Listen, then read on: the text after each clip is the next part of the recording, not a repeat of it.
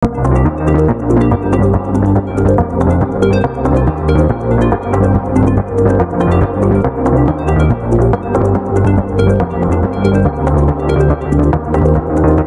Assalamualaikum dan salam sejahtera. Saya Naura Medina, wartawan cilik dari Studio TV Merdeka.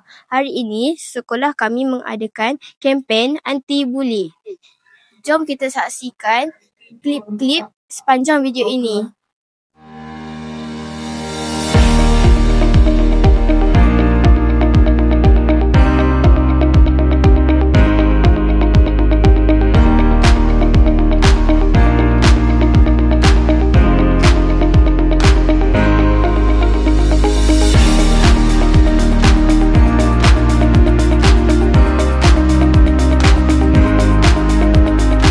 Assalamualaikum Ustaz Gary. Waalaikumsalam warahmatullahi.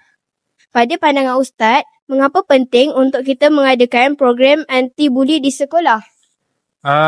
Kenapa penting? Sebab untuk memberi kesedaran kepada murid-murid tentang buli supaya mereka tidak melakukan kesalahan-kesalahan buli.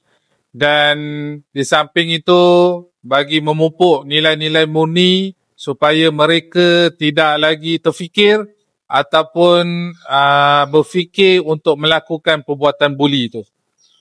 Okey, terima kasih Ustaz. Sama-sama.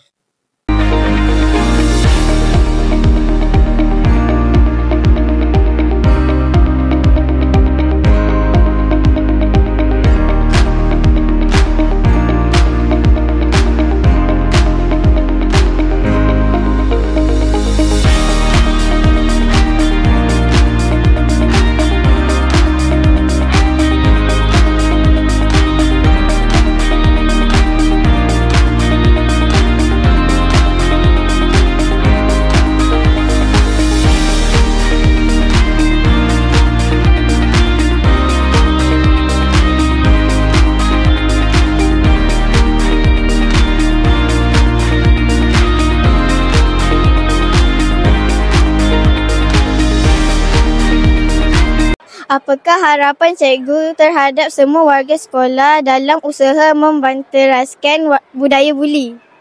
Okay, harapan saya agar murid-murid mematuhi peraturan, berdisiplin, mengawal tingkah laku dan emosi dan juga memperbaiki diri.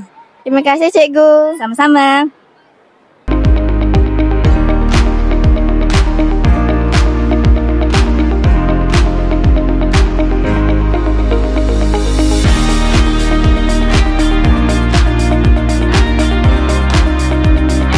Berakhir sudah kempen anti-buli kita pada hari ini.